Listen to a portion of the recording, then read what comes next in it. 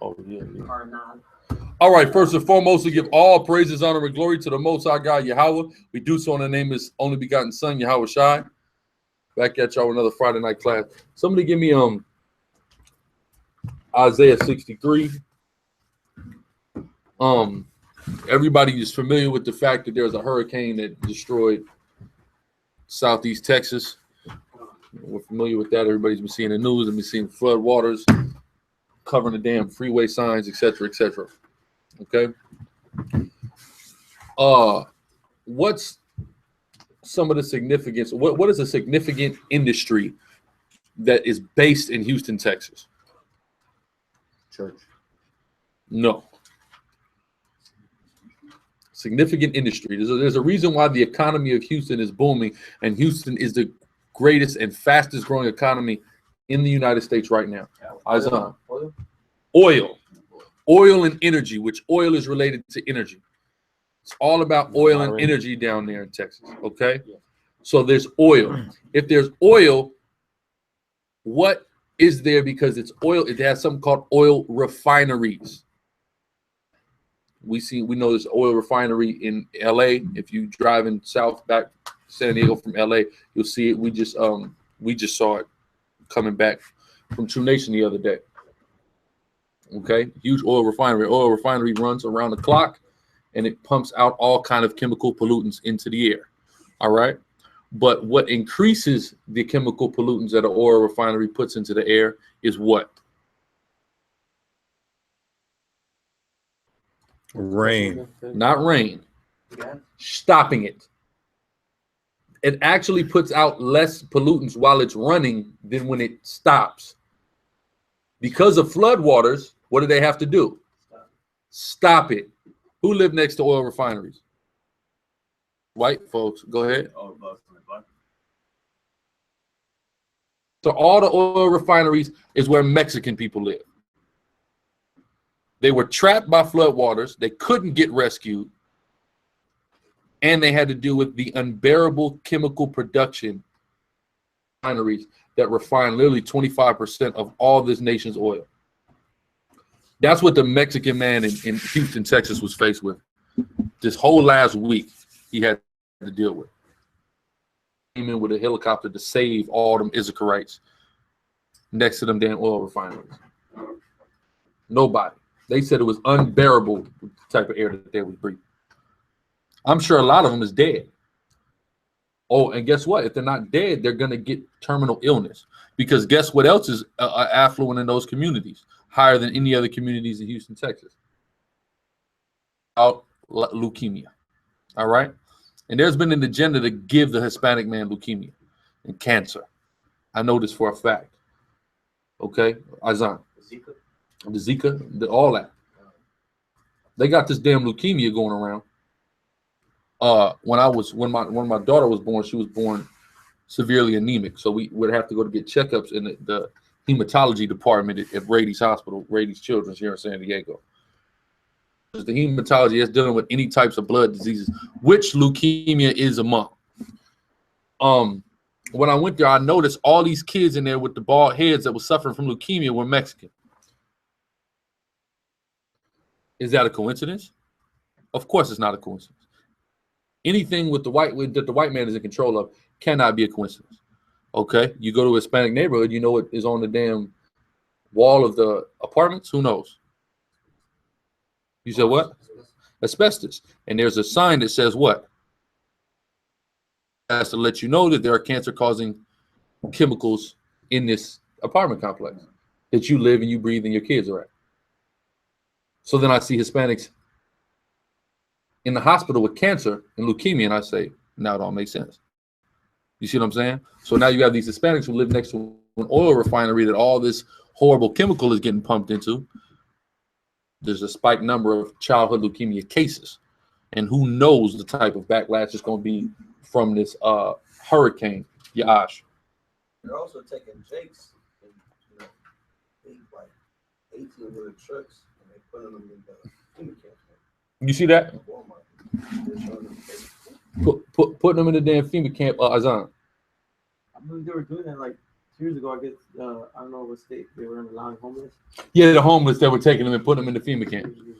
They're doing all this by design. The white man waits for an opportunity like this to present itself. That's what Hurricane Katrina was about. This was an amazing opportunity, what's called a natural disaster. All right, Yeshaya.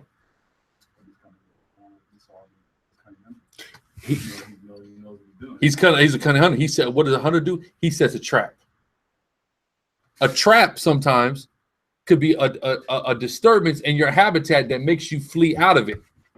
Then when you flee out of your habitat, now you're vulnerable because you're not in your habitat. Now I could catch you and attack you, or I could just poison your damn habitat. Thing to do. I could put crack in your habitat. You understand what I'm saying? In your habitat, I'm going to destroy your entire habitat. This is the white man. This is his how he hunts. Like the brother said, he's a cunning hunter. All right. Faced with in Houston, Officer Bazar. And people start to get acquainted and familiar with where they're going to end up. And so they don't have to do nothing crazy yet. They just, I'm just gonna take y'all to the FEMA camp. I'm just gonna take y'all, you know what I'm saying? So yeah, they've been preparing for this camp for the last 5 years. A lot of people don't know that. Okay, you have something called a FEMA dome. Who knows what a FEMA dome is? Who's been to an elementary school, a middle school, or a high school that has a dome on it that they play basketball in? You seen that? Do you know that the white man built it? It's not a dome because they wanted it to be a dome. It's a dome because it's a FEMA camp. It's coming in and building these domes at your school. So your school can be converted to a FEMA camp like that. I think Lincoln gym is a dome, ain't it? You think it's a dome? Guess what? When the shit hits the fan in Southeast San Diego, you'll be living in Lincoln High School. You see what I'm saying? They just I didn't even know about this. Then I looked at something that said FEMA dome. I said, what is this FEMA dome? I said, oh yeah, they've been going around converting high school gymnasiums into FEMA domes. They turn it into an internment camp if necessary. Soldier eyes on. Sweetwater got a big one too. Sweetwater got a big one. A lot of Hispanics that loading into that. You see what I'm saying? Oh, Salaki, Sergeant. Oh, they did that. Had another topic that on the fires. When they had a lot of fires, they were converting a lot of the schools into shelters. They'll convert a school into a shelter, and then a shelter can just as easily be turned. It's a shelter, right? You're in need of shelter. You're looking for shelter. Something is a shelter you're going to go right into. Right there. Then the shelter becomes, you see what I'm saying? It's a trap now. You can't get out watching the damn shelter. What are you going to do? You're not going to do any damn thing but do what you're told and eat whatever rations you're fed. This is all they're getting ready for. They've been building FEMA dome after FEMA dome in the area that was hit by Hurricane Harvey for the last 5 years. Since 2012. In anticipation. This is a rare event. What do they say? It's an 800-year floodwater? How the hell would you even know that? You don't. You're just making stuff up. You're shy. I was gonna say that they've been doing that in conjunction with that HARP machine to control the weather. So there's no way that these are gonna know that storm is gonna come 5 years later. I mean, they're actually the one that's producing the storm. Well, what happens is this. Well, if you take a look at Harvey, Harvey damn near had 2 eyes. That's how you know something's funny with Harvey. It was like the storm was here, and then there was like a whole other part of the storm connected to it. A hurricane don't form like that. Who's anybody watch hockey? Hockey at all? There's a team in hockey called the Carolina Hurricanes. It's got a logo. They got a logo of a hurricane. A hurricane is, it's like kind of ovular and it's got kind of like wings on it. Harvey's not like that. Harvey had like a whole nother thing attached to it, which lets you know what? This was not a natural thing. Harp will take a tropical storm and turn it to a Category 3, a Category 4, Category 5 hurricane. All right. Because they have the ability to do it. Weather manipulation. Which they've been doing it for a long time. All right, Azan. That's what they do with the radio waves, right? Yeah, did you put the radio waves out? Yeah, I mean you're dealing with fake clouds here. You see what I'm saying? You're dealing with all kinds of stuff. Go ahead. I seen a video. I think it was yesterday. The dude that does the super fast cars, that British dude, and it's like this NASA machine. It's like blowing out like big old clouds, like with, hydrogen and like water, basically, and then like rain. You see that? It was in Texas actually too. You see that? The white man has these abilities, man. He's the devil. Go ahead. Right, yeah. Remember the farmers that they used to go with long droughts and they started doing things to the clouds, remember, to make it rain. Yeah, yeah, to make it just rain. that on a larger scale. They also used to blame some of the storms you had in Haiti. They used to because I think they said there's one like in Alaska. I want to say there's like a major harvester somewhere in Florida, somewhere in the islands or something. They probably got one in Puerto Rico, in the Right, Virgin yeah, Islands. might You be know, right. U.S. owns that. Right. You said what? Yeah, it's like 3 or 4 major locations. Like all around the world, so that way they can kind of just make it all work how they want to do it. Exactly. Make a storm come this way, Then in the midst of this happening, there's a damn typhoon in Hong Kong killed. I don't know how many them damn slants over there. You see what I'm saying? Going on. Go ahead. Right. I was gonna say another thing too, because like you mentioned how they're closing down these oil refineries. It says when they close down these oil refineries, what that also does is shoot up the gas prices. Oh So yeah. you got Gas is $10 in Texas right now. $9.99. About to say, and your gas is about to go up. All right, it has to, because 25% of all gas in America is produced out of refineries that had to shut down. Mhm. Your gas is going up. They say New York was already getting hit, I think. I'm not surprised. Which it's going to get hit here for sure, because gas here is higher than it is in New York, significantly. We just was in New York. Gas prices in New York, I said, I wish we had these prices out here. But the highest I seen in New York was $2.34. That's You know what I'm what saying? it was at. Now it's like at 3.25. Where in New York? No, Out here, yeah. Here it was like under $3. Now it's like 3.25. Now it's $3.25. Now we don't expect it to go up, boy. Also, too, like you're saying, Arco. since they produce so much gas, they're saying right now it's an issue because the gas prices is going up. So that's going to be an issue, just the increase in gas price, right? And guess what? Holiday And no, coming up. but this is the time of year where gas is the lowest. November and December is when gas is the lowest, because they want you driving to that mall and shopping. Right. You see? So now it's going up. So now you ain't even gonna get that break. And then what they're saying, I'm looking on Forbes.com. What they're saying on Forbes is the next step after that is just a lack of the product in general, no gas in general, because like you said, that's 25% of the supply. Mhm. So as long as they're closed, that's no gas. That's no oil refineries are closed. They put out no products, no production of That's product. So eventually you won't even have it. Now you just lost 25% of your whole. Yeah, which means you're gonna have to import it from somewhere else, which means it's gonna be a lot higher with importation tariffs. Captain, you have something?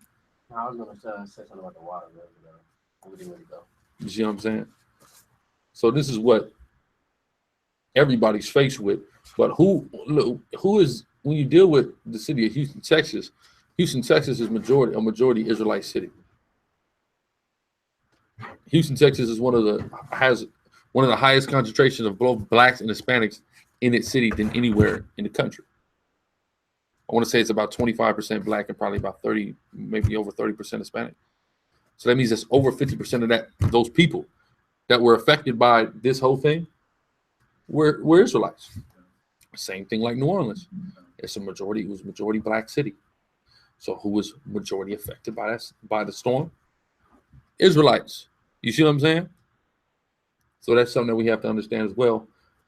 And we'll see. I mean, there's all kind of videos going around, Also, Facebook and stuff like that. You hear about the I'm sure y'all heard about the controversy with the great pastor Joel Osteen not opening his church. I guess first he said that the church was flooded. Yeah, it was flooded. There was no flood. And then people around. Where white people live, it didn't flood. Take it from me. Tazama, don't you your relative's woman stays out there? Where's Joel Osteen's church at? It's in Houston. It's outside of Houston. Outside of Houston, yeah. She showed me a picture, man. I'm talking about this. It wasn't even no rain rolling down the street. It was raining, but it was like anything you'll see. Yeah, that's an area where white people live. Yeah. You know, in Texas. Yeah, not where you live. Now he's saying, I guess, after he's catching all this all this backlash. Now I guess he's saying he'll open up the church, but only after all the shelters are filled up. Well, it doesn't even matter because the rain's over. So open the church now if you want. People are going back to their home that's shredded into pieces, that's flooded, that's starting to mold. That's where they're going back to. They don't need your church anymore. They'll be there on Sunday, though. It doesn't matter that you think anybody cares that he didn't open his church up.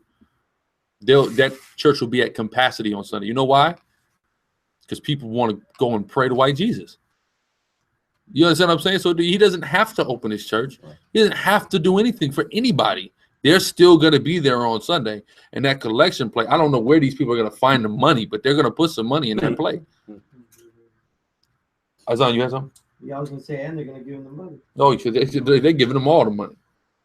Yes, it seats 16,000. It has 16,800 seats. That's an NBA arena. Go ahead. Speaking of NBA arenas, my cousin did not do is posted some on Facebook about the new pastor at Lake House, the church that Joel was talking about. They gave him a 6-year, $106 million contract.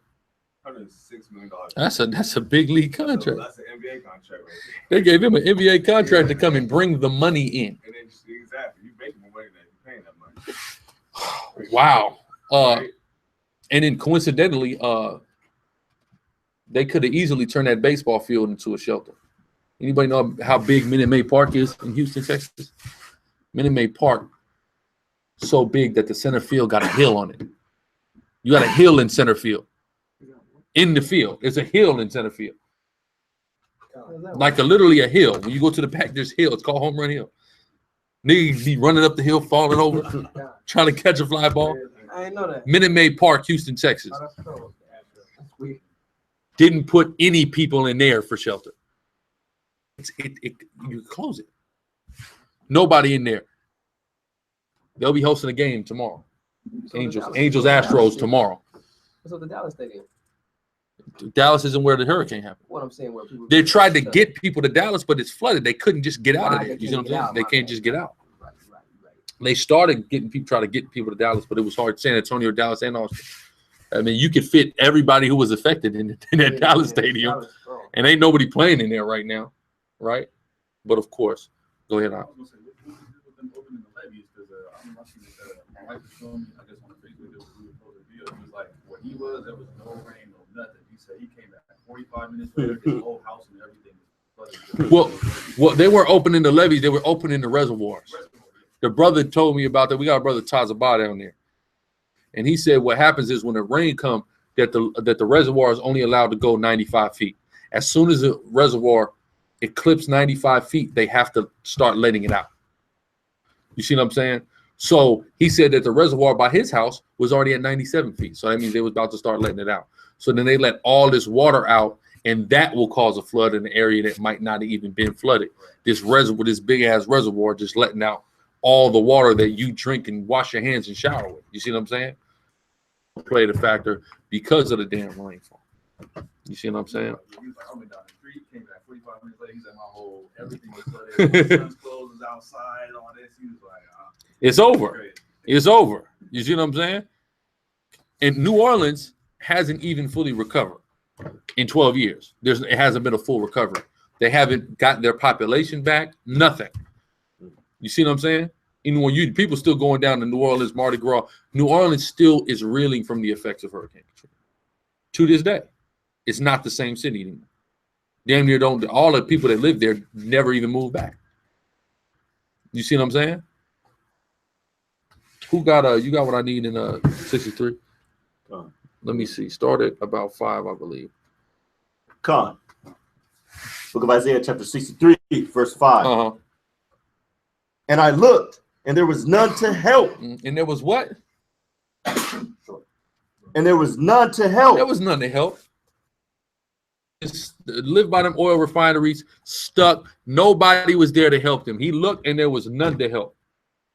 As they breathed in all the chemicals that the white man created in a laboratory to destroy the damn earth, to pollute God's creation. Read. And I wondered that there was none to uphold. There's nobody there. There's nobody that's coming. Joel Osteen don't want to let niggas in his church, even though they come and give him money. Right? Go ahead. Jerry Jones don't want nobody in his damn AT&T stadium. that can fit 110,000 people in it. Go ahead. Therefore, my own arm brought salvation unto me. Therefore, the Most High gonna have to send Yahweh Shai to save us, because nobody else cares. Nobody else is gonna do anything. Nobody else cares about those poor Hispanics that choking and dying on chemicals and catching leukemia with flood waters. Nobody cares. So what is the Most High gonna have to do? He gonna have to send Yahweh Shai to come and save them Hispanics from the barrio that they done made next to an oil refinery, because that's the only place that they could afford to live. And my fury, it upheld me. So like, you got a precept? Nah. Go ahead. Keep going. And I will tread down the people in my anger.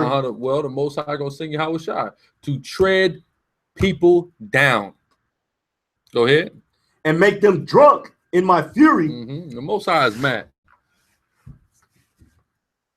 angry, and his son Yahweh Shai is mad and constantly angry. What are they angry about? They're angry about the maltreatment of their people. That's what they're angry about. Go ahead. And I will bring down their strength to the earth. That's right. He's going to bring these people down. Who are these people? White people. Your great, good old Americans. He's going to bring them down to the ground for all the ill that they've done to the Black, Hispanic, and Native community. For all of it. That's it on that. You want verse 7? That's it. That's all. I don't need that. We're going to open up for questions, though. All right. Who got questions in the room? Anybody in the chat with questions? Shoot your questions. Questions in the room. Yashman Lawyer. Daniel 8:8, when it talks about he-goat, that's Alexander. The he-goat is Alexander. Yes, sir. That's Alexander. Come. Azan, you have something, or you just stretching on? Yeah, my arm. Okay. Questions in the room. Yeah. Officer Bazak. And on that same note, in Daniel, this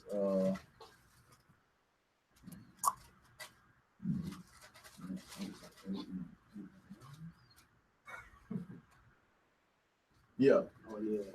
8 and 11. Yeah, he magnified himself even to the prince of the host. And by him, the daily sacrifice was taken away. And the place of his sanctuary was cast down. Let's talk about the he-goat. Yeah. Basically, it's talking about when read the Maccabees. Yeah, they came in and took the temple. That's the Maccabees. That's still Alexander. Yeah, that's Alexander. Well, by him, no. By the Greeks. Oh, That's what I mean. Epiphanies, yeah. But that's dealing with, when you deal with the he-goat with the horns and all that, that's just talking about the Greek Empire. You see what I'm saying? Yeah. Headed by Alexander, but of course it was successful. So it's just talking about what happened by the Greeks. The daily sacrifice ceased by the Greeks. Where do we read about that? Book of the Maccabees. You see what I'm saying? Anything else? Who was the prince? Who was the prince? Yeah. Read it again. This is Daniel 8 and 11. Yeah, he magnified himself even to the prince of the host. Magnified himself even to the prince of the host. Let me take a look at it. Hold on. Because I was under the impression this would probably be talking about Rome now. But I ain't talking about Rome. Cool. I was say, because it's going to talk about Rome after that anyway.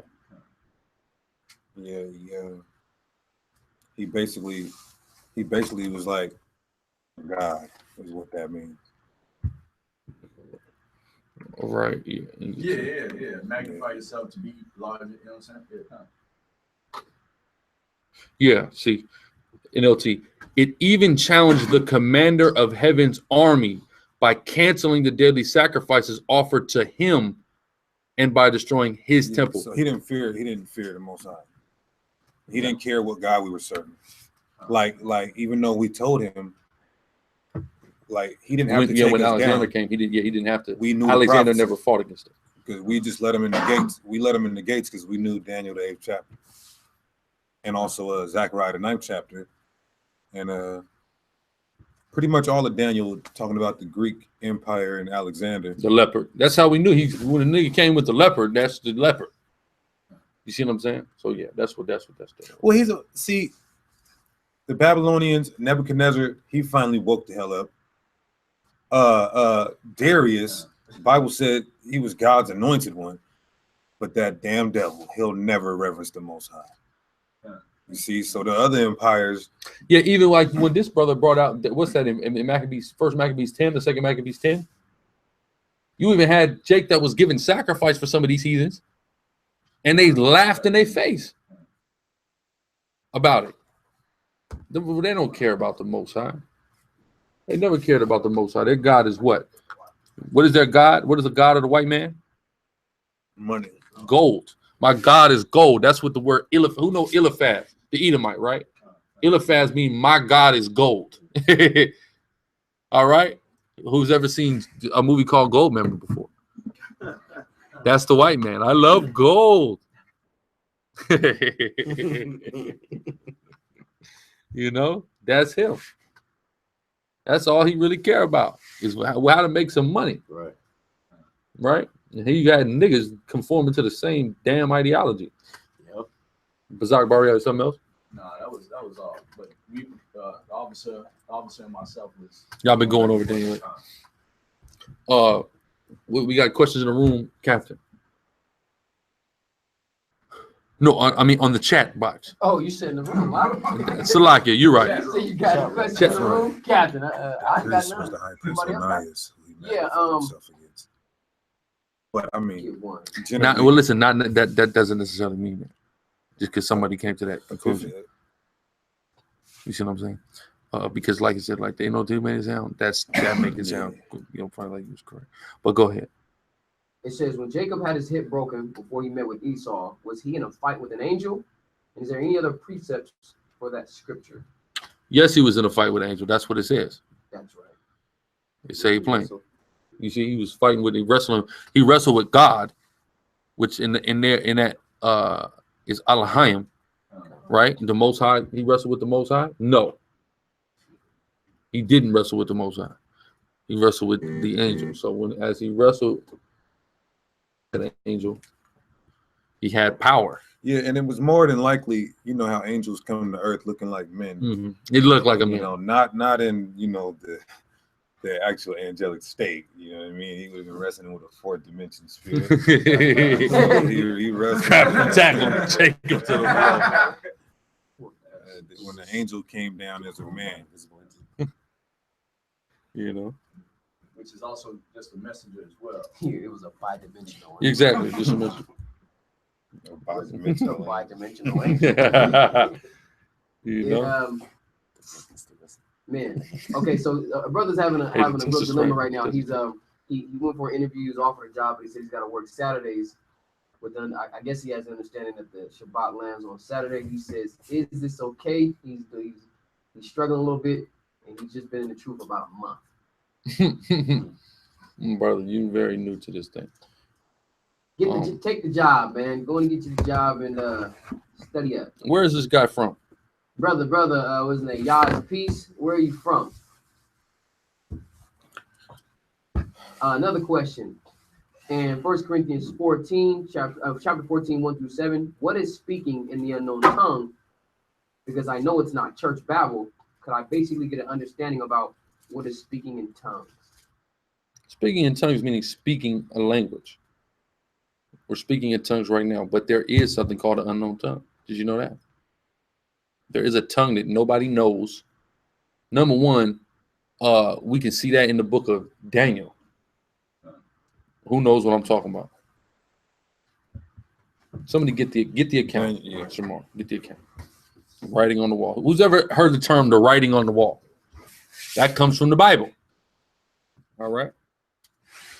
Yeah, so in a general sense, the disciples or apostles would speak other languages that they have never practiced. They didn't have Rosetta Stone, and that would be an act of the power of the Most High through the Spirit. So that would be speaking in tongues, speaking another language. Then you have the unknown tongue that came with the power of the Holy Spirit, which we're not in that time. You don't see the men of the Lord. Number one, it's like it says, that doesn't edify anybody. So Right. that's why we're not in that time. We're in a time of edification.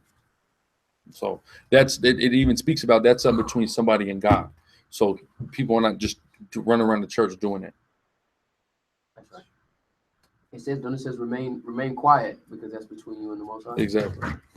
And then you don't know what you're saying. And it makes you look like an idiot While the brothers when you do it in your church. Is it lawful for brothers to get nose rings? Yes. It's in the Bible. Is Yahweh Yiddish? I don't know even if I don't even know if Yahweh can be considered Yiddish, to be honest with you. It's not ancient Hebrew. It's very modern.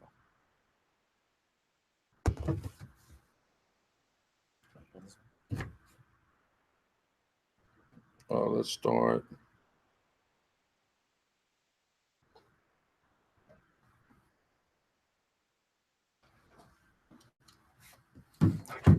Go ahead. We're going to deal with the unknown tongue. And there's an unknown language in here. Go ahead. Book of Daniel, chapter 5, verse 1. Belshazzar, the king, made a great feast to thousands of his lords. So here this Babylonian king is. He's having a tournament. Thousands of his lords. It was cracking, and there was so many people, and it was packed. Go ahead. They really turned it up. And drank wine. It was a movie in there. Go ahead. And drank wine before the thousand. No service, baby. Go ahead. Belshazzar, whilst he tasted the wine, commanded to bring the golden and silver vessels which his father Nebuchadnezzar had taken out of the temple. So he's partying. He's feeling himself so much he want to brag about his father's accomplishment, which was robbing our precious vessels sanctified to Yahweh out of our temple.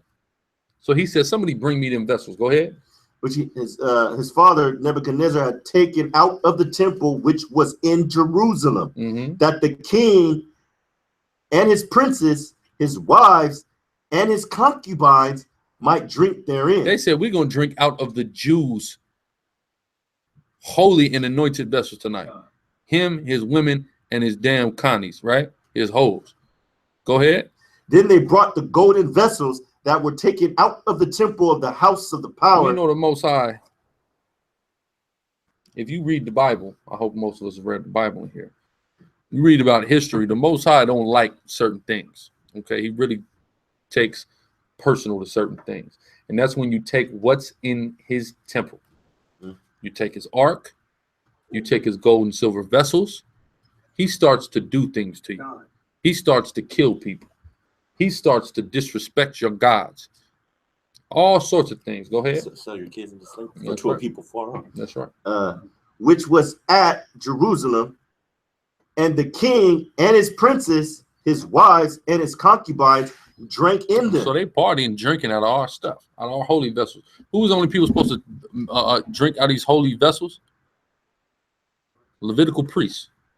Here is a Cushitic heathen, not even an Israelite of another tribe. Israelites of other tribes have been killed for touching the stuff. Here we got another nation. Go ahead.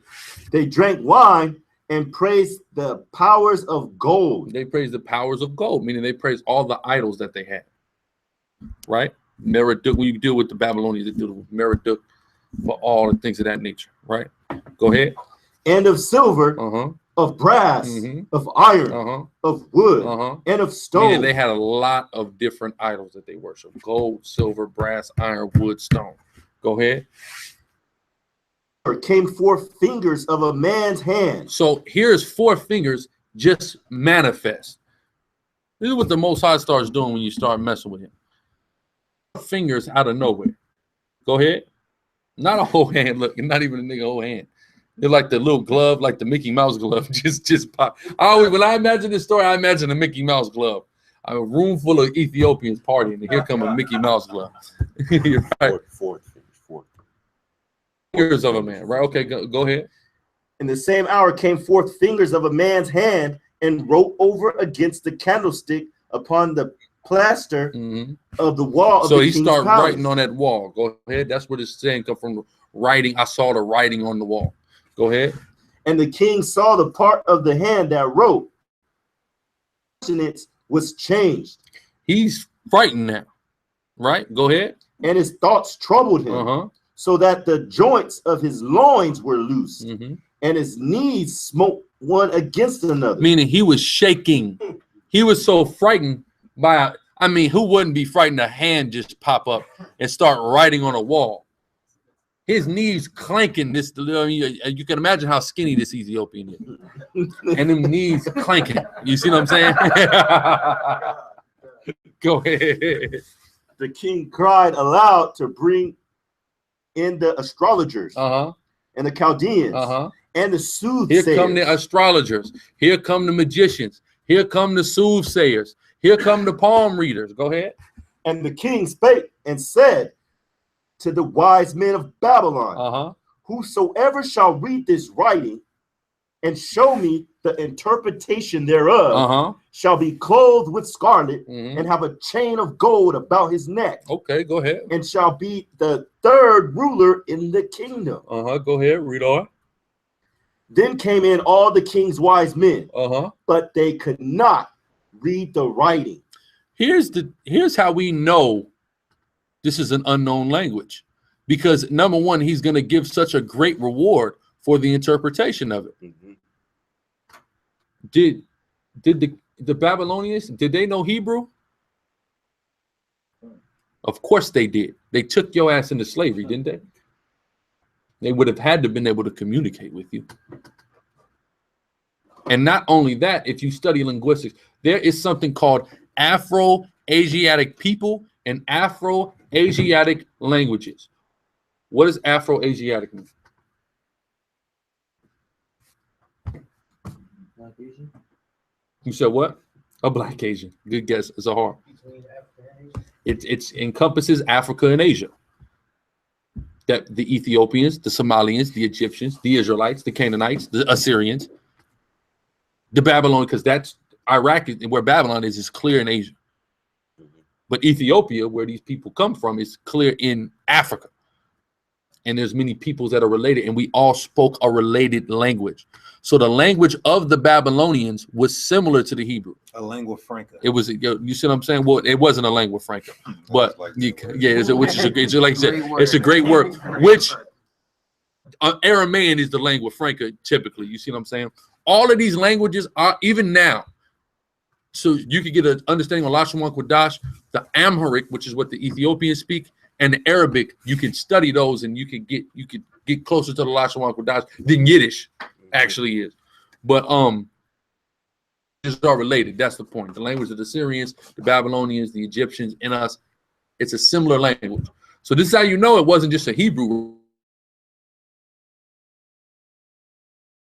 Damn near the same language, right? So go ahead. Right. Every time you watch like a horror movie or something, and they find some occultic book, they always got to go to the library and get that witch. They used to practice Wicca back in their youth. They go to the Aramaic. See, this is in the Aramaean. It's in the Aramaean tongue, right? Go ahead. Remember the fourth kind. That demon was speaking in the Assyrian language. He was speaking in the Assyrian language. All right, and cursing it and saying, "I'm coming to torment all you crackers." All right, go ahead. But they could not read the writing, nor make known to the king the interpretation thereof. This is an unknown language. This is a language that they didn't know. And guess what? We knew all the languages that they knew. Right? So this is an unknown language. All right, go ahead. Then was the king Belshazzar greatly troubled, and his countenance was changed in him were a stone. I'm talking about it turned from the crackingest party you ever did hear about to a damn funeral, damn near. You see what I'm saying? Because they know that writing on the wall means it was going to be somebody's funeral. Go ahead. Now the queen, by reason of the words of the king and his lords, came into the banquet house, and the queen spake and said, O king, live forever. Let not thy thoughts trouble thee, nor let thy countenance be changed. Like any decent woman, she's trying to comfort this man, right? But he knows how unrealistic what the hell she's talking about is. Number one, she said, live forever. Go ahead. There is a man in thy kingdom in whom here come the queen now. Didn't this say, you know, she ain't nothing but an Ethiopian hoe? Start that again. I'm gonna show you. Go ahead. There is a man in thy kingdom, in whom is the spirit of the holy gods. And in the days of thy father, light and understanding and wisdom, like the wisdom of the gods, was found in him. She been checking Daniel out. She know all about him. This is nothing but an Ethiopian hoe. Go ahead. Who the king of Nebuchadnezzar, thy father, the king, I say, thy father made master of the magicians, astrologers, Chaldeans, and soothsayers. But he was none of those things. Go ahead. For as much as an excellent spirit and knowledge and understanding, interpreting of dreams and showing of hard sentences and dissolving of doubts, the same Daniel, whom the king named Belshazzar. She know all his damn pedigree. Go ahead. Now let Daniel be called, and he will show the interpretation. That Israelite, he gonna come and fix this whole thing, right? Go ahead. Brought in before the king, and the king spake unto Daniel, art thou that Daniel which art of the children of the captivity of Judah? Aren't you my black slave? That's what he said. Go ahead. Whom the king my father brought out of Jewry. I have that the spirit of the gods is in thee, and that light and understanding and excellent wisdom is found in thee. And now the wise men, the astrologers, have been brought in before me, that they should read this writing and make known unto me the interpretation thereof, but they could not show the interpretation of the thing. And I have heard of thee that thou canst make interpretations and dissolve doubts. Now, if thou canst read the writing and make known to me the interpretation thereof, thou shalt be clothed with scarlet and have a chain of gold about thy neck, and shall be the third ruler in the kingdom. Verse 17. Then Daniel answered and said before the king, let thy gifts be to thyself. Yeah, he said, first off, to hell with your robes, to hell with your chains, and to hell with being third in this piece of garbage you call a kingdom. That's the first thing he said. Gifts. Writing means on the wall is God. What it means. What it means is there's some guys to the east of you named the Persians, all right? And here they come fat. Now go ahead. And give thy rewards to another, yet I will read the writing unto the king and make known to him.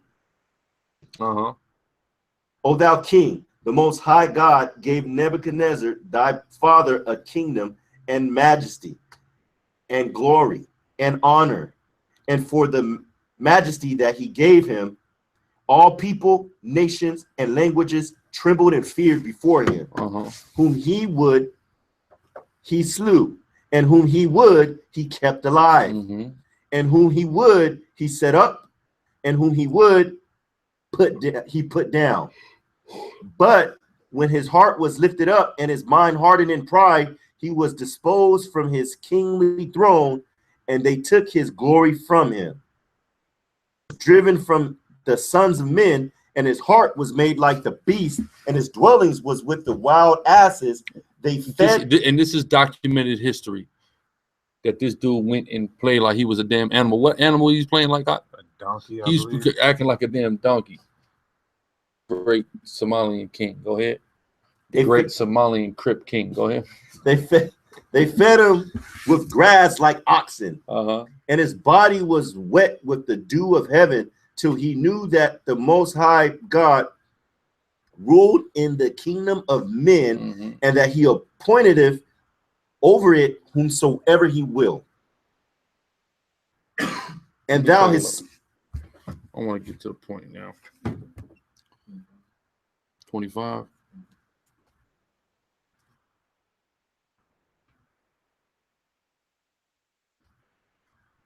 Okay, start at 24. Verse 24. Then was the part of the hand sent from him, and this writing was written. And this is the writing that was written.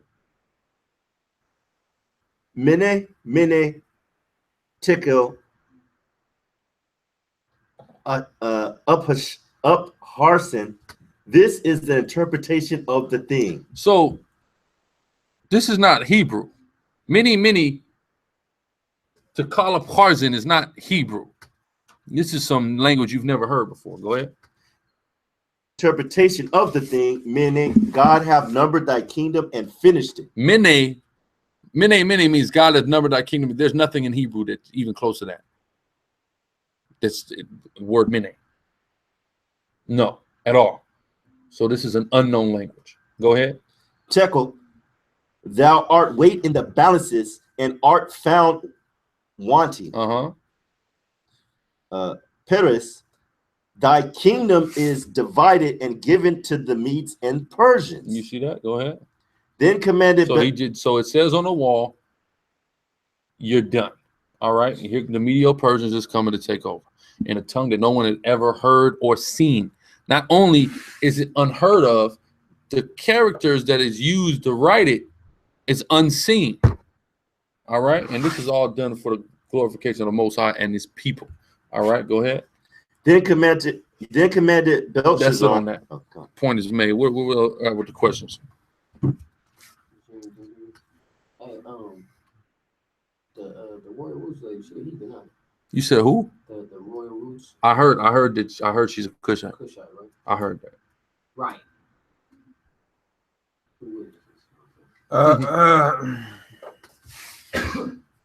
Were the Dukes of Edom during what time period was that? That was when Edom became a nation. So I mean, but there's always been Dukes of Edom. That's how Edom establishes its leadership. Through it's a dukedom. It's not a kingdom. There's never a kingdom of Edom. Edom is a dukedom. All right. So that's always anytime the whole time Edom has existed as a country, did exist as a country, it had a dukedom, not a kingdom. So like, you elaborate on dukedom exactly? Dukedom is not the term dome added at the end of a noble title means the domicile. It's the domicile of a kingdom is the domicile of a king, meaning a king rules it. You see what I'm saying? In the case of a duke doesn't operate or have the same type of power and sovereignty as a king, mainly because dukes, there's multiple dukes. Right. Just like a county. We're in a county. A county, the term county goes back to British nobility and the British peerage, meaning a count. You ever heard of Count Dracula? Where Count Dracula lived would be his county that he presided and was ruler over this piece of land that was a part of a greater kingdom. You see what I'm saying? So a dukedom has dukes that reign in certain parts of it, but they collectively rule. There is no, you see what I'm saying? Officer Bazak. Is that like domain and dominion? Exactly. Domain, dominion, domicile is the domain, dominion, or domicile of a king, of a duke, of a county, or of a count. A count is an account dumb, it's a county, which is where a count presides. America has adopted these titles, though there's never been anything like, there's never been a count. There's not the Count of San Diego. You see what I'm saying? That guy doesn't exist. So Haryakwa.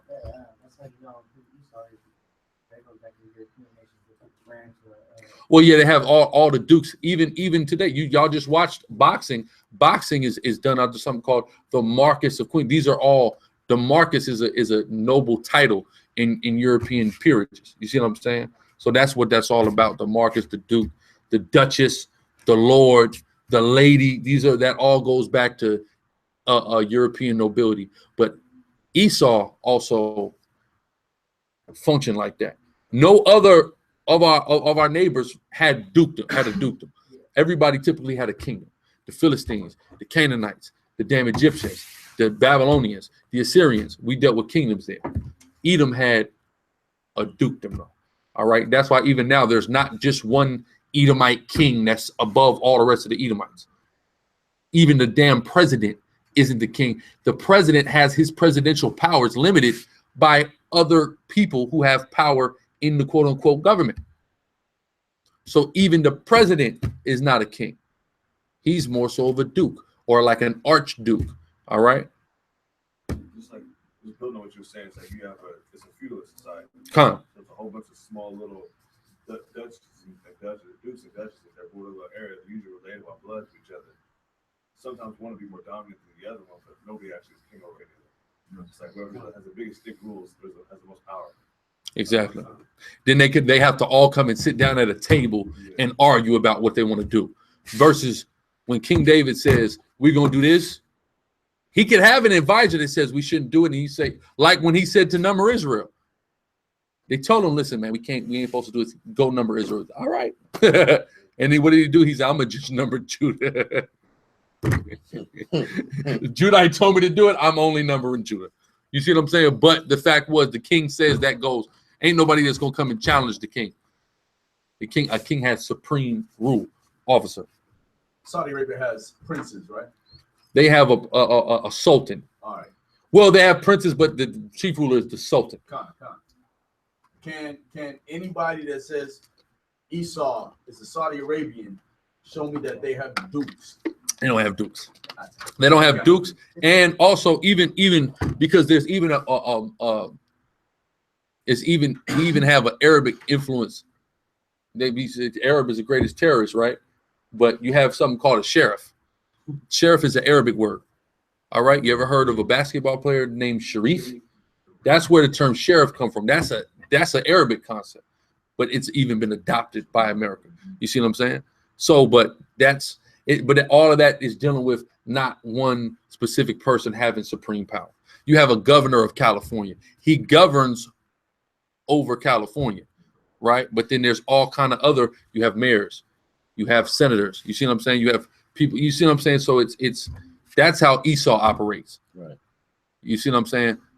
People who operate in the kingdom as different. You have something else? I just wanted to follow up with that. So essentially, nothing's changed. Essentially nothing. The white man has always done this. And then the white man also came up with something called democracy. All right? You've never seen a country that ran itself with democracy until the white man introduced it into Rome. It's just different titles, but the same structure. It's the same structure because democracy, you vote for essentially dukes. You see what I'm saying? To reign over somebody. Parliament members. This is all the white man's concept. Every other nation of people says we have a king either based off of military might or his lineage. He's the descendant of the king, so he has right to the throne, or he rose up to be the king because he was such a great military general. That's how every other country has ever worked until white people came. Going off of what Ox said, he said that often they're blood related in itself.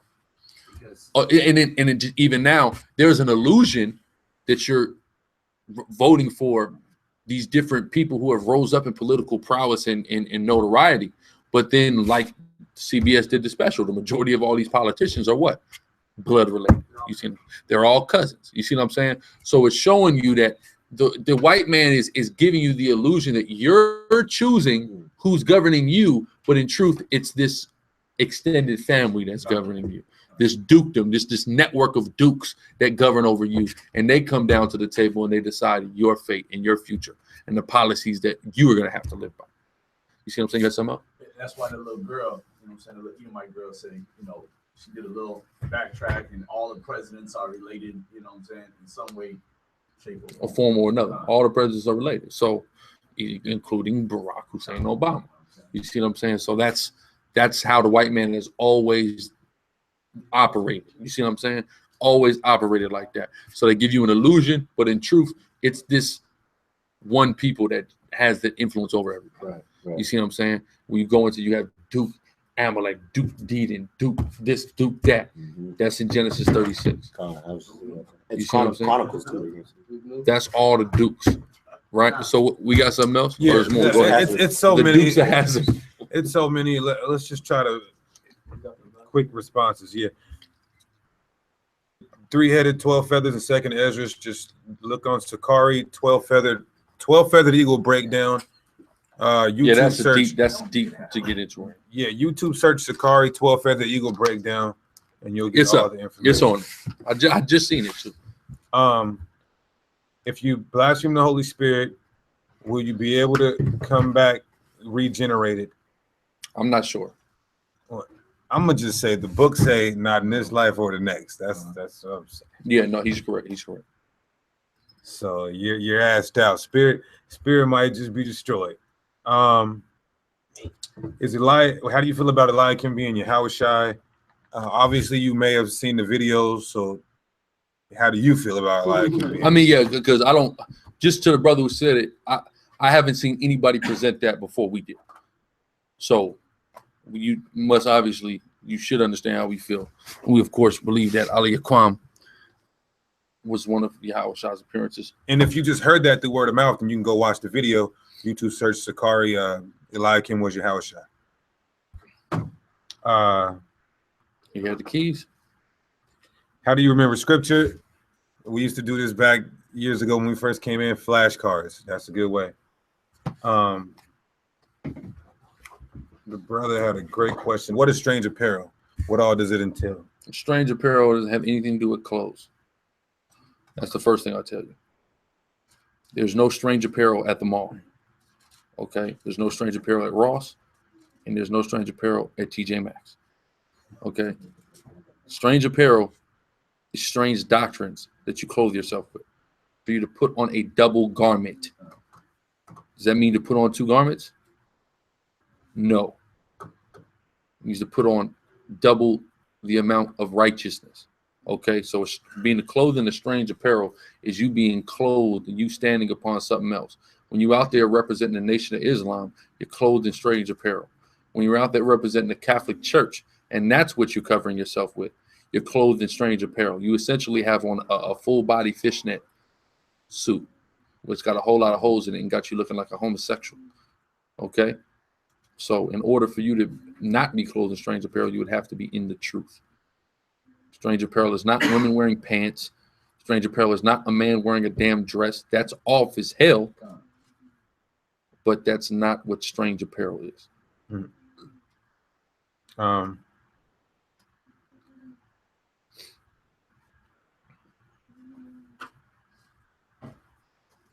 Yeah, because if Allah says the Most High is going to punish all those clothing strange apparel, well, you got a bad hand like your outfits. So just yeah, I mean, because if we're going to be honest, if you wear jeans and a shirt and the damn shoes that a white man got, that's strange apparel. If you really are thinking it's talking about actual clothes, that's strange to us. We didn't wear any of this at all.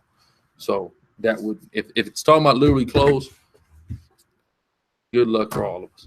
Here we go.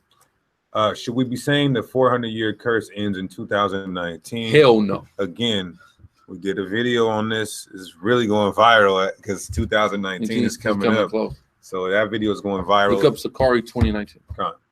That's all you got to do. Don't say the curse is going to end ever because you don't know. You just know it's going to happen. Don't ever give it a date. Don't ever give it a year or anything. You have no idea. If the Yahushua don't know, what the hell make you think you do? Hey, technically, we got till 2000. We got till 3000. Till 3000, technically. Third day.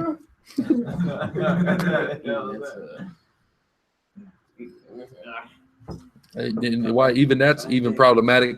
Why that's still problematic is because you don't even know what damn year you're in right now. Right. Just you have no idea. Hey, like just the scripture said, just all he said was just watch. Just watch. Meaning what? If you just watch, you'll always be ready.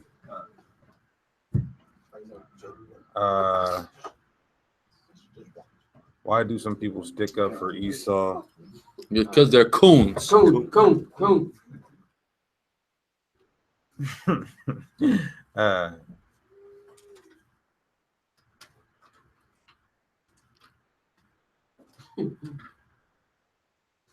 Somebody's a pastor?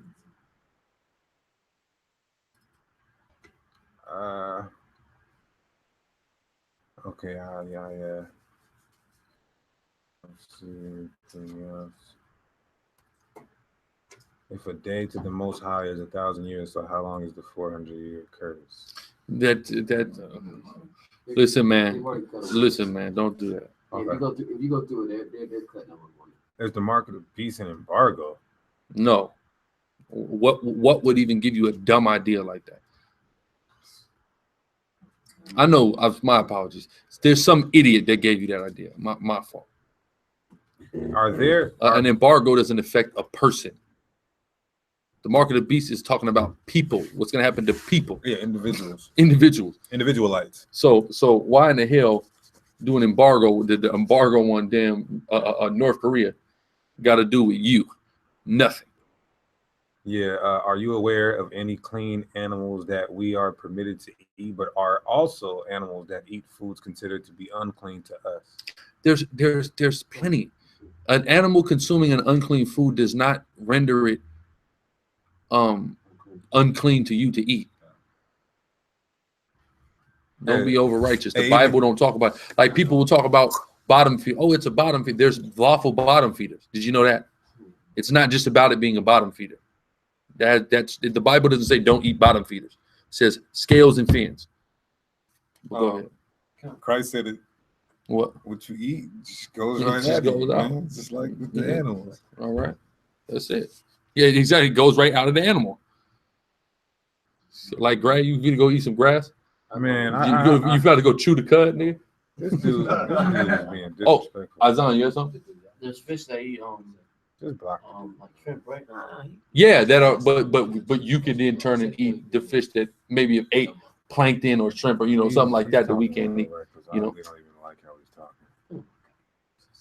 talking. Somebody says, does it have to have the kosher seal to be clean? No, first off, kosher does not mean whether it's clean or unclean. Right. Kosher means a rabbi prayed over it. So actually, that would make it sacrifice. Well, no, that's not true. That wouldn't make it. Prayed over it? That doesn't make it sacrifice to an idol. The preparation of the food, the cooking of the food, the killing of the food, none of that had anything to do with that. Just later, some rabbi said a prayer over it and said to Hashem. He didn't even pray to an idol. He didn't pray to anything. So that doesn't make it sacrifice to idols either. Kosher, if it has a kosher seal, that doesn't even necessarily make it clean, because Jewish people think certain things are clean that aren't even clean. All right, so they have kosher pigs, number one. Number two, they say damn tuna is clean, which is not. So the white man doesn't know anything. You look at the ingredients, you see if there's anything forbidden in the ingredients, and that'll let you know whether or not you can eat it. Because in truth, all your damn food is defiled anyway. Yeah, you should eat your food defiled. That's in the Bible multiple times. How do we even know they really even go pray over it? They say it. Yeah, how do we know for sure what happened? You have no idea. Listen, if you're wrestling with your spirit, just go vegan. All right, that's what Daniel did. When he went to Babylon, he didn't want anything in Babylon except a vegetarian diet. I'll get you there. Are you eating organic? Exactly. And then what? Are you growing your own vegetables? You see, you're just not. You're in hell, brother. All right. What do you expect in hell, man? That's what. Let me come talk about broccoli ain't real. Oh my God, man. And I mean, I could touch it. It's not real. Okay. I put cheese. Yeah, you see what I'm saying? Too much Dr. Sebi, man. All right. Brother said, I know y'all don't believe. I know y'all believe Ruth is white. Why would a heathen have a book in our holy scriptures? Can I just say one thing? Please. Why did the Most High call King Darius his anointed one? Why did a Canaanite hoe get spared and is talked about positively in the Bible? Not only is she a heathen, she's a prostitute. And number one, you need to do your history. She didn't have her own book until the priests in the time of Ezra separated her book out of the book of Judges to amplify a certain point, to amplify how you deal with a heathen woman, because they were having issues with brothers raising their kids up in the ways of the heathen and allowing the heathen women to bring their gods and influence into their lives. All right. That's a rhetorical question. That question proves absolutely nothing. That question cuts absolutely nothing that we brought out to prove that she was a Moabite. So that question, quite frankly, is stupid. Can you show me how Japheth? Can I get a scripture on how Japheth isn't white? Can you give me a scripture that proves Japheth is white? And I'll tell you what, nothing beats pottery. All right, because I'll show you Japheth as a dark-skinned man. Right. They got Japhites with dark skin and blonde hair. Did you know that?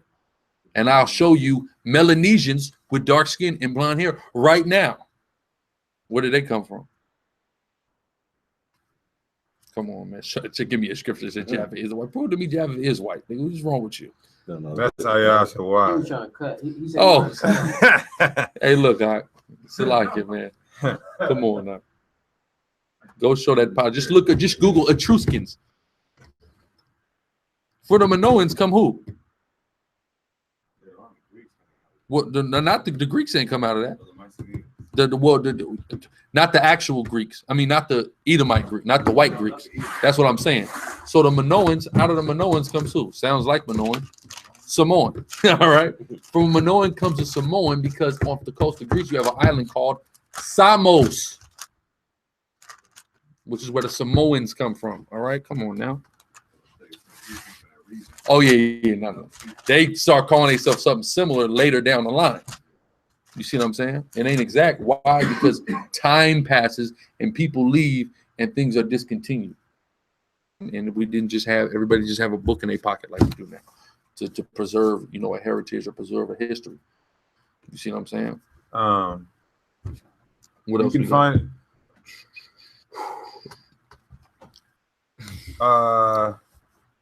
We know the 12 tribe chart is on point by faith. Well, and it's not just by faith. We study the Bible. So we study history. It's not just we believe it. It's proven.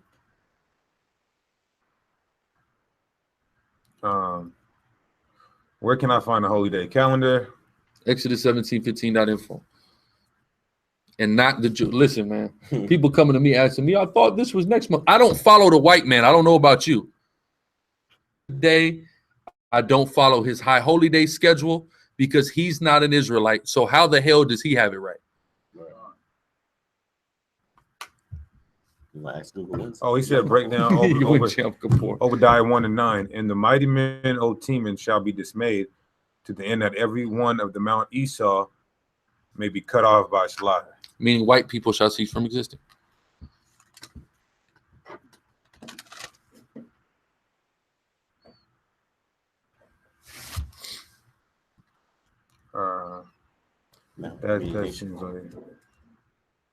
That seems pretty much like it. That seems like if that's a wrap, no questions in the room, no more questions on the chat. Zahar Yaquab. Second Ezra is 15, 14, 19 is that pertaining to racism? What is that? Is that sedition amongst men? Go hand, join hand. It goes, woe to the world and the men that dwell therein the sword, and their destruction draweth nigh. And no people should stand up. That's racial. Yes, sir. What's brother name? Frank. Big Salaki. Frank. Go ahead, Big Frank. Yes, Salaki, I'm still new, and so I'm trying to get an understanding here on the book of Sirach, chapter 37, verse 13. And let the counsel of thine own heart stand, for there is no man more faithful unto thee than it. But I remember reading a scripture, Jeremiah 17. Lee wasn't Lee not on their own understanding? Correct. So how do I reconcile that? Read that. Read Sirach. Get Sirach. Which one? 37 and 17. 13. Salaki. The book of Sirach. Let me take a look at it. 37.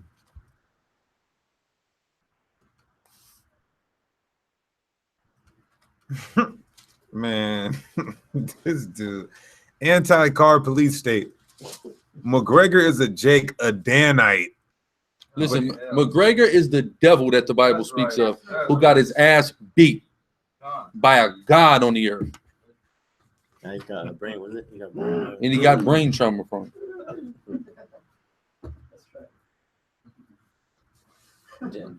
Okay, read 13 to 16. It's going to explain it. Go ahead. Is it what? 13 to 16. Sirach 37, verse 13. And let the counsel of thine own heart stand. Of thine own heart stand, read on. For there is no man more faithful unto thee than it. Read. For a man's mind is sometime wont to tell him more than 7 watchmen. Sometimes can tell you more than somebody else can. I'm sure we've all been in situations like that. Read. That sit above in a high tower, and above all this, pray to the Most High. But above that, pray to the Most High. Right? A man's heart is deceitful and desperately wicked when you're led by your emotions. Okay, but when you're being watchful and you're considering and you're letting the Most High lead your thoughts through prayer, then you could come to conclusions in your mind. You see what I'm saying? Then you can trust in your mind. You know, somebody may be telling you, hey, you should take that job promotion that's going to make you move across country, right? It's a good opportunity. But then you go, you know what? My mind is telling me I don't want to leave where I'm at. And even though this is a great opportunity for me, this may be better. You see what I'm saying?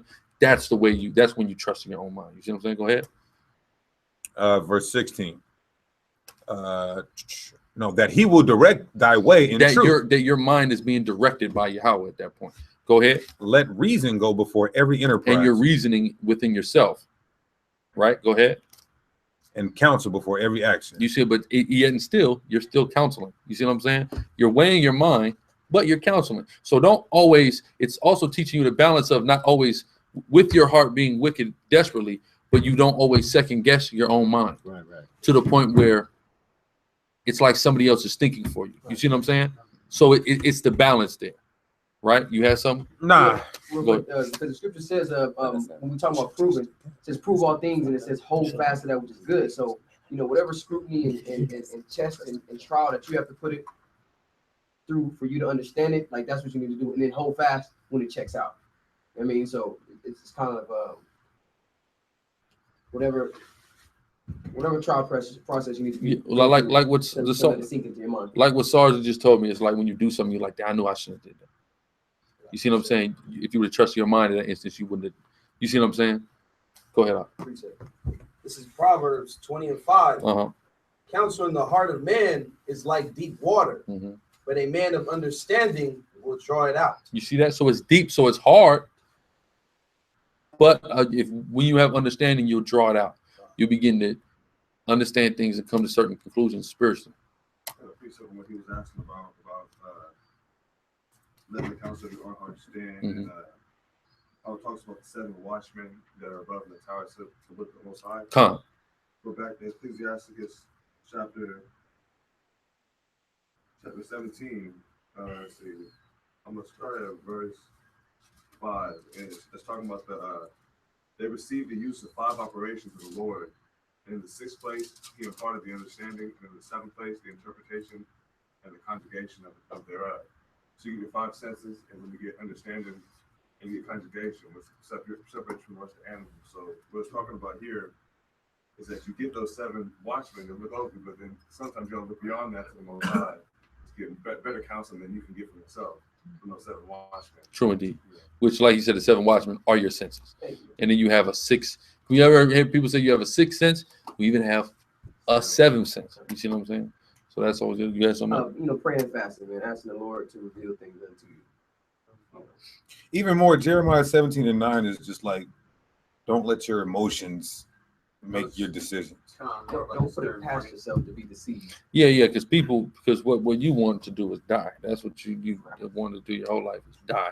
That's what your body has been leading you to. Your mind has been leading you to death. You see what I'm saying? But at the same time, your mind also heard the truth. You see what I'm saying? So, you know, there's the balance there, right? And then you also have a conscience that says, even though you're constantly doing things that are wrong, you're having a sense of self-condemnation. This is wrong. You see what I'm saying? So good precept. Go ahead. Yeah, because you gotta before you just trust your own heart or your mind, you gotta make sure your mind, your mind is right. Gotta get your mind right. Ecclesiasticus chapter 6, verse 37. Let thy mind be upon the ordinances of the Lord, and meditate continually in his commandments. He shall establish thine heart and give thee wisdom at thy own desire. There you go. Zoya, quoi? Yeah, can I get an edification on Matthew 19 and I want to say 12? 19 and 12. Book of Matthew, chapter 19, verse 12. For there are some eunuchs. Eunuchs. For there are some eunuchs which were so which were so born from their mother's womb, and there are some eunuchs which eunuchs of men, and there be eunuchs which have made themselves eunuchs for the kingdom of heaven's sake. He that is able to receive it, let him receive it. So what? I mean, it's not a parable. He's saying some people never have sex. Some people took a vow to not have sex. You see what I'm saying? That's all he's saying. That's not even a parable. Castrated. It's saying, yeah, some people were castrated by men. You see what I'm saying? That's gotta go back to the book of Esther. Yeah. Yeah, eunuch mean either you don't have sex or you had your rod cut off, so you can't have sex. And this is why, if you don't understand a word, don't necessarily wait till Friday's class. Blue Letter Bible. All right, dig into these words. That's how you get understanding. That's right. Enochs. Eunuchs. Maybe Enochs from birth. They're like Enoch. Enoch, the celestial scribe. Yeah, translated from there, stillborn. Go ahead. And even the word officer goes back to eunuch. You know what I'm saying? Yeah, because the people who held office, a lot of times they was castrating them in certain societies. We wouldn't do that, but people would do that. But you have eunuchs or governors, you see what I'm saying, that existed also. Somebody's coming for you. What do they want? If Levi was mixed with other tribes, how did they get their own island? Does Levi have their own island? Levi inhabits the western third of an island that is possessed by Simeon, yet it's more of us than it is of him. We have our own island. Are you stupid? We live in the suburb of somebody else's island. Come on, man. Don't listen. Don't do that. Little Haiti is on the side of what? In damn Miami. Liberty City, a larger area inhabited by the other tribes. You see what I'm saying? We live next to and around the other tribes. So in short, Haiti doesn't have their own island. Yeah, that's yeah. Two nations on one island, but we have our own island. That don't even make no sense. Half an island. Well, he might not. We don't listen. We don't even have half an island. We have one geography. We have 1/3 of an island. Yet it's more of us than it is Dominicans. Let's do that, man. That's why so many speak Spanish. Because then we go over to because some of the Dominican population are Levites. So the Haitian language you got it on? What is it? Is it just a portion with your border? Yeah, no, yeah, it's just a boot. It's a boot, just like Louisiana is a boot. Why is circumcision such a big deal? Let me just say one thing. For your woman's sake. Okay. Number one, ask her, okay? But get Genesis, man, 17, please. Get that, Sarge. Genesis 17. Why is circumcision such a big deal? Ask your God, man. Number one. Ask your forefather. Guys be going crazy, man. Y'all just don't want to go through it because your mama didn't have the sense to put you to do it. Let me say this. Some of these questions are sincere questions.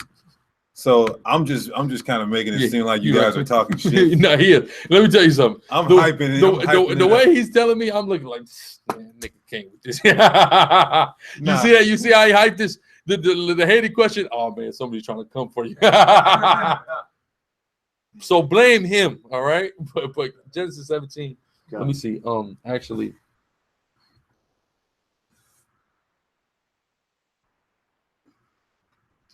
Let me see. I think 10. Read 17, Genesis 17 and 10. Which we just went into last week. But go ahead. Book of Genesis, chapter 17, verse 10. This is my covenant which ye shall keep between me and you and thy seed after thee. So are we the seed after Abraham? Yes, we are. Go ahead. Every man child among you. Every man, read on. Shall be circumcised. Commandment from Yahweh. That's why it's important, because Yahweh commanded it. All right. What else we got? What do we got? Is Luke 19:44 talking about the white man digging holes in the ground and raping our women? Let me look. It says, and shall lay thee even with Shalakia, and shall lay thee even with the ground within thee. And they shall not leave in thee one stone upon another, because thou knewest not the time of thy visitation. That's talking about 70 AD, leveled and people getting killed. And like you said, lay thee as laying your body down because you're dead. That's what that's talking about. I don't really see rape in there. You think that was part of 70 AD? Yeah, if you want all the rape breakdowns, go to Great Mill.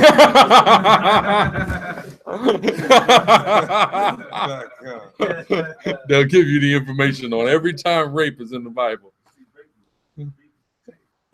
Hey, look! Do you remember when from LA, Ice Cube? This Negro goes into the custom of the Israelite women would go into the mountain and mourn. So yeah, they're going up there because they're trying to get raped. Wait a minute. See, when are you trying to get raped? That sounds consensual to me. He said the woman just wandering in the mountain, hoping, meaning she's hoping for somebody to come and rape her. That ain't rape, brother. That's role play. Okay. Somebody has something. Yeah, let me in the room. Yeah. Or let me.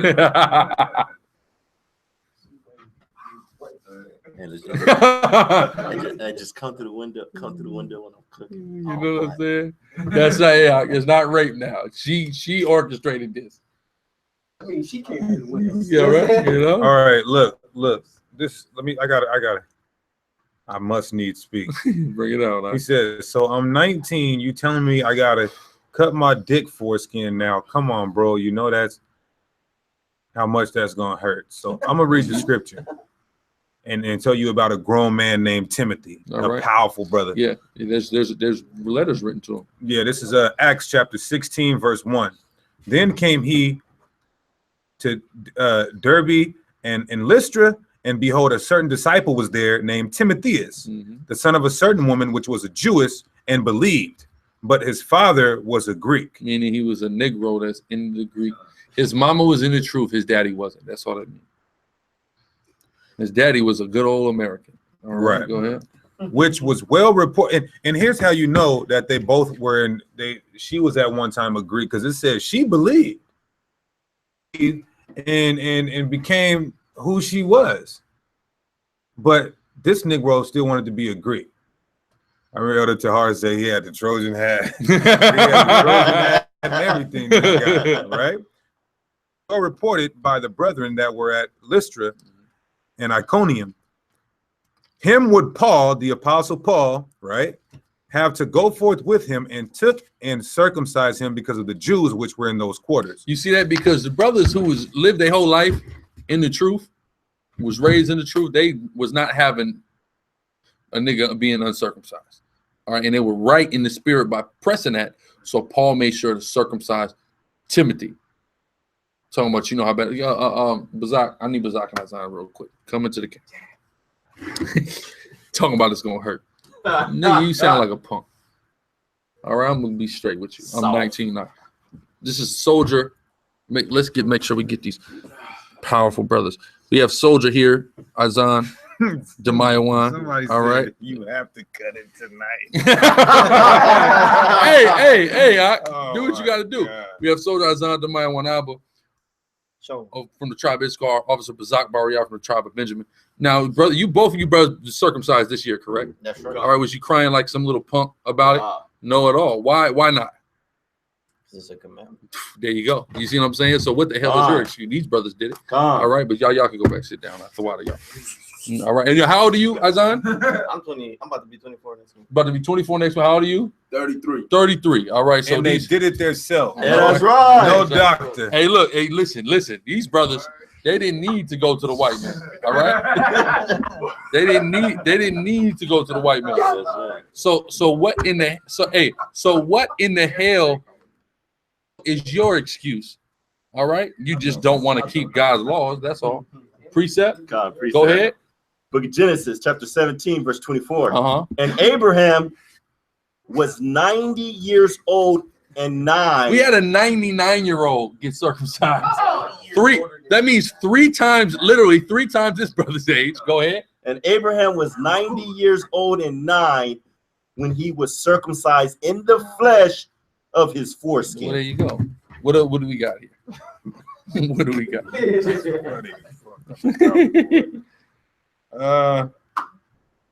Yeah, brother, you got to just get that handled, dog. All right, get in touch with your health insurance, or look up how to do it yourself. All right, if you got real heart.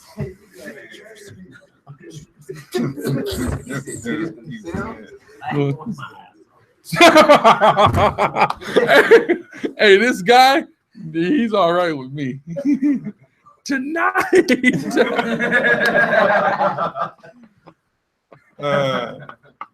All right, that's pretty much it.